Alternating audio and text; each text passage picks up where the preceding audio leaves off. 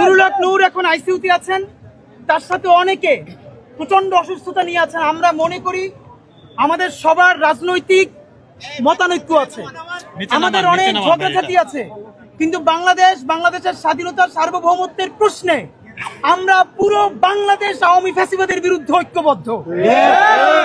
সুতরাং কেউ যদি মনে করে নির্বাচনের আগে স্বৈরাচারী সেই শক্তি ফ্যাসিবাদকে ফিরিয়ে আনবে এবং ষড়যন্ত্র করবে, আমরা সেটা হতে দিব না। আমাদের সাথে গণ অধিকার পরিষদের সেক্রেটারি রাশেদ ভাই আছেন, দেখেন কি অবস্থা।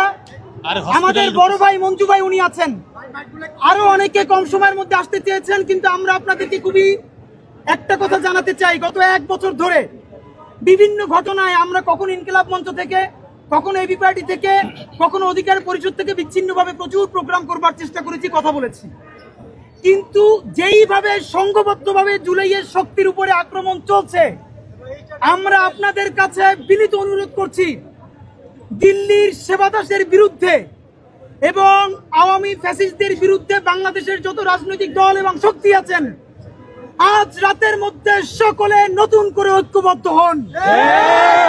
ভাইরা আমার, আমরা যদি ঐক্যবদ্ধ হতে না পারি, বাংলাদেশ বাঁচবে না, স্বাধীনতা বাঁচবে না, সার্বভৌমত্ব বাঁচবে না।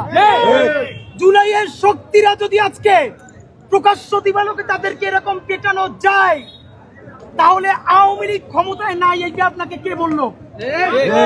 এখন আওয়ামী লীগের বি টিম নাকি সি টিম ক্ষমতায়, সেটা আমরা জানতে চাই। ভাইরা আমার, মঞ্জু ভাই নির্দিষ্ট একটা সময় ঘোষণা করবেন, আমরা সবাই নিজেরা একসাথে হয়েছি, সেই সময়ের মধ্যে কোনো একক উপদেষ্টার কথা বলছি না, পুরো সরকার এইখানে কারা হামলা করেছে প্রত্যেকের ফুটেজ আছে, সে আর্মি হোক, পুলিশ হোক, অন্য যে কোনো বাহিনীর হোক, আমরা জানি না।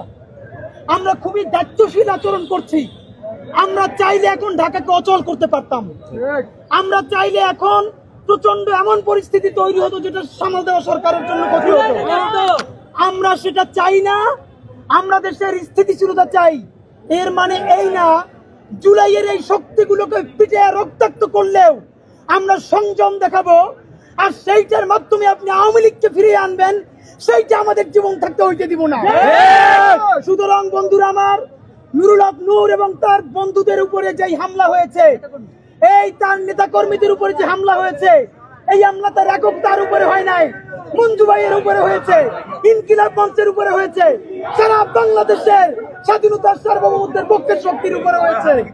সুতরাং মঞ্জু ভাই এখন সময় ঘোষণা করবেন, সেই সময়ের মধ্যে পুরো সরকার আমাদেরকে জানাবে তারা ঠিক কোন সময় এইখানে যারা উস্কে দিয়ে এইভাবে পিটিয়ে আহত করেছে তাদের বিরুদ্ধে কি সিদ্ধান্ত নেওয়া হবে। যদি না নেন, আগামী কালকের মধ্যে এই সরকার ক্ষমতায় থাকবে কি থাকবে না তার সিদ্ধান্ত বাংলাদেশের জনগণ নিবে।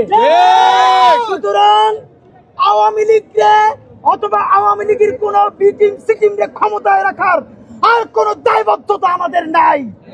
বন্ধুরা, এবি পার্টির প্রধান মঞ্জু ভাইকে অনুরোধ করছি, তিনি এখন সময় ঘোষণা করবেন, এই সময়ের মধ্যে সরকার তার সিদ্ধান্ত জানাবে, নইলে তারপরে বাংলাদেশের জনগণ তার সিদ্ধান্ত জানাবে।